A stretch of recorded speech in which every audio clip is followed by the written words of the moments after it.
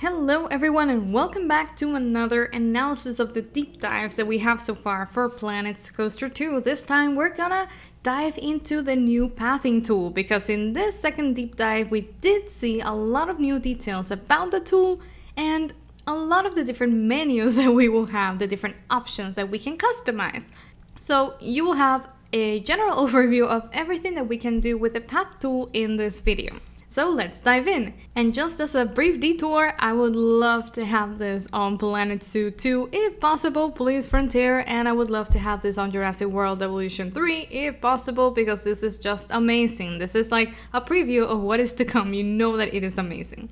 First of all, let's go from top to bottom. We can see 4 different main menus, and this option over here is super important. I'm gonna tell you all about this, or at least what I know about this so far. First, they started with this tool, which is the tool for adding a new path. This one is for styling the paths. This one is like the secret tool that I'm gonna show you in this video, so stay tuned.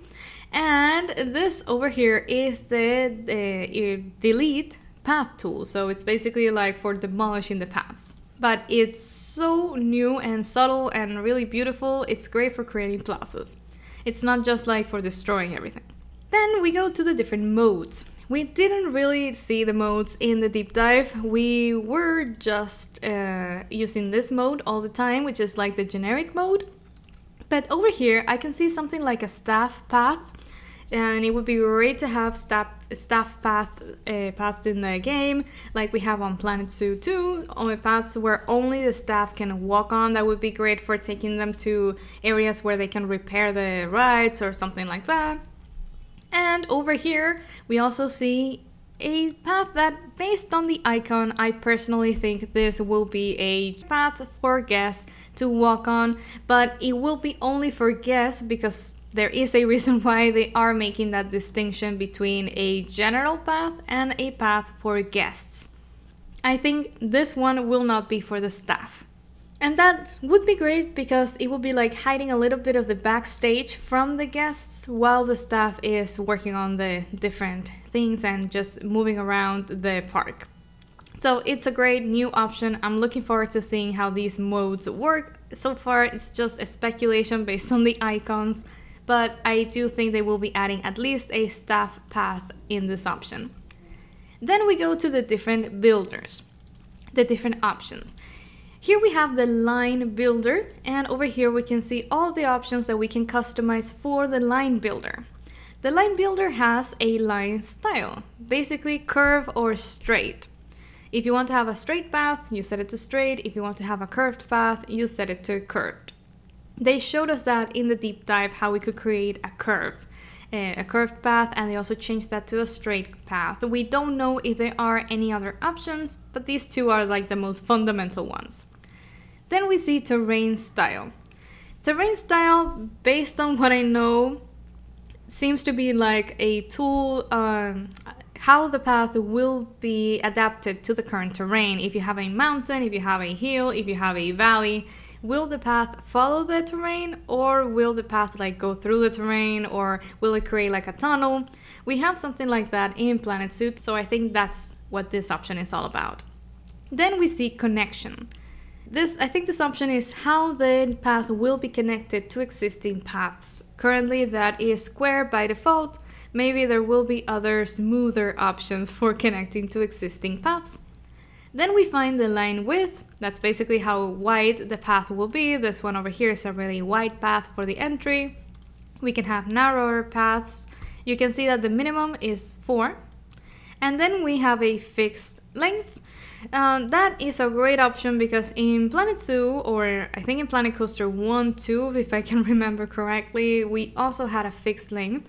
So we would set like a path to 4 meters or 10 meters, and we would have to place the paths like that in chunks of 4 or 10 meters or something like that. But here we can turn it off if we don't want a fixed length and we just want to stretch the path all the way to where we want it to be. That is a huge improvement. Then we can set how the camera will react while we're placing the path. We have an option to set the camera to follow the path as we lay it on the ground, and that is helpful to keep the camera focused while we are creating the path. Then we see angle snap. We can turn it off, or we can set a specific angle. That is helpful for creating like corners, 90 degrees, 45 degrees, but turning it off also gives you like more organic shapes for the guest to walk on. Then you have length snap. I'm not really sure what that will do, because I'm not sure how this is related to fixed length snap, but I'm looking forward to seeing this option in more detail. Please let me know in the comments what you think this option length snap might do. We also see an option to merge. I think this option will be for merging the path to an existing path. So if we place the path on top of another path, they will be merged automatically. We can also toggle this off. We also have some working height. I think this is for elevated paths. We can see bridges over here. And this is the first time that we've seen elevated paths in Planet Coaster 2, I think, at least officially. And I must say that they look amazing. I really love how they are really thin. And we can also see height snap. In Planet Zoo we have something like that too, like a vertical grid, where if you go up a little bit, you will be like jumping 2 meters or 1 meter or 4 meters up or down as you move your path. So I do like that height snap. Is really nice to also calculate the height of the pieces. Great, so that's the line builder tool. Then we're gonna go to the classic paths. This is like the basic tools that we had in Planet Zoo, in Planet Coaster 1, I think.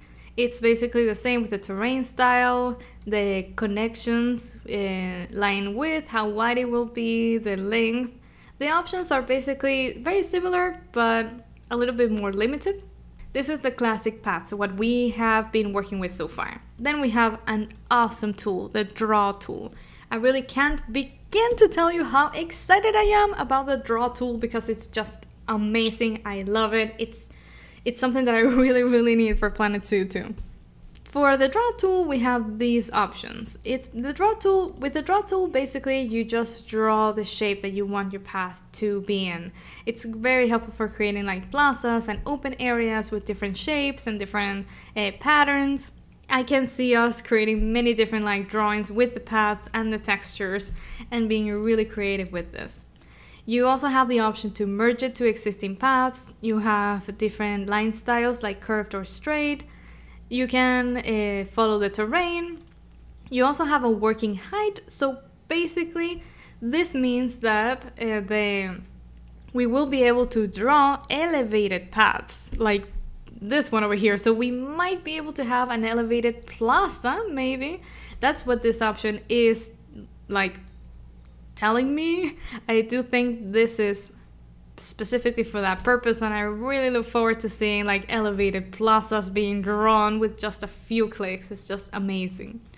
We also see length snap and angle snap, the classic tools.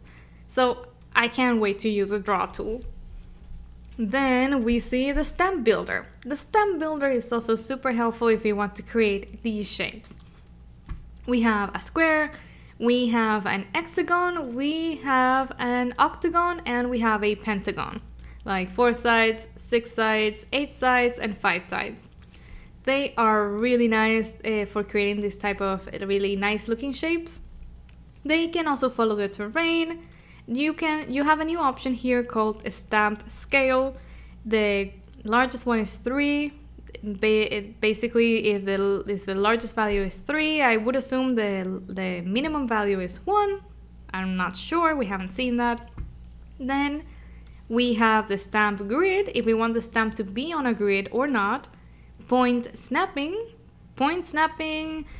I think this means that if we want the stamp to really snap to an existing path in a specific point.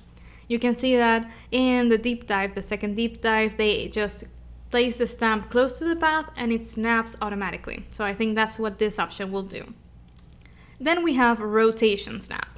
Rotation snap, it's also like adjusting the rotation of the stamp to fit the path, the existing path in the connection, But we'll have to see this because we haven't really seen how these options work. I'm just speculating here based on the name of the property.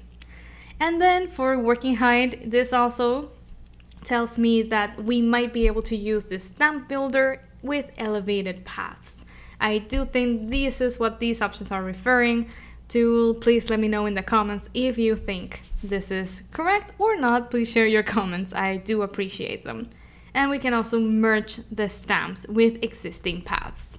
Then we go to the rounding tool in Planet Zoo.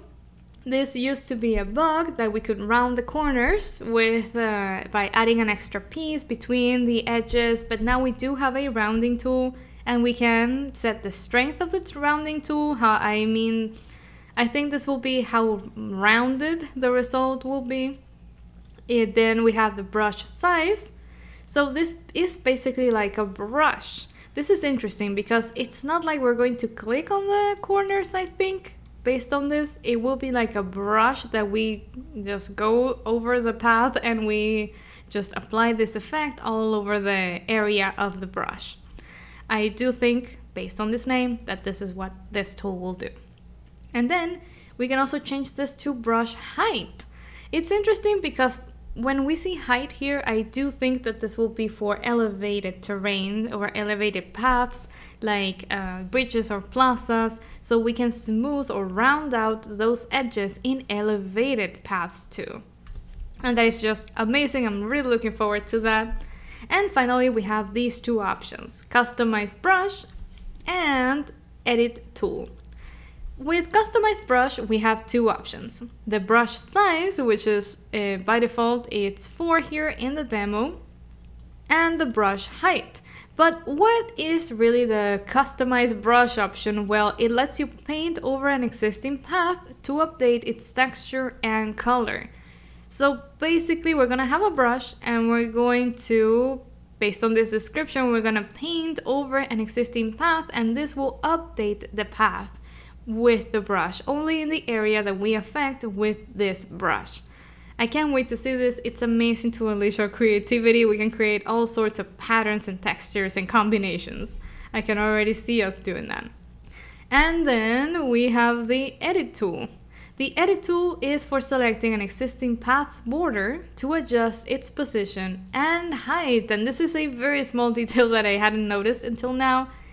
And yep, we will be able to adjust the border of a path and the height of the path. I'm not sure how this will actually be implemented, but it looks amazing. So we can take the path and edit it and make it an elevated path if we initially made it a normal path that doesn't have any, like, it's directly on the terrain. So the edit tool also looks super powerful. They haven't really shown us the edit tool, but they did mention that it's like we're gonna drag the nodes out and we can change the shape of the path. Similarly to, like, I think in City Skylines too, they just released a tool for extending like the texture of the ground, like the grass or the cement or the pavement.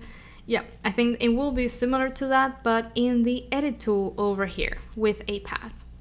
And basically, those are all the pathing tools that we have seen so far.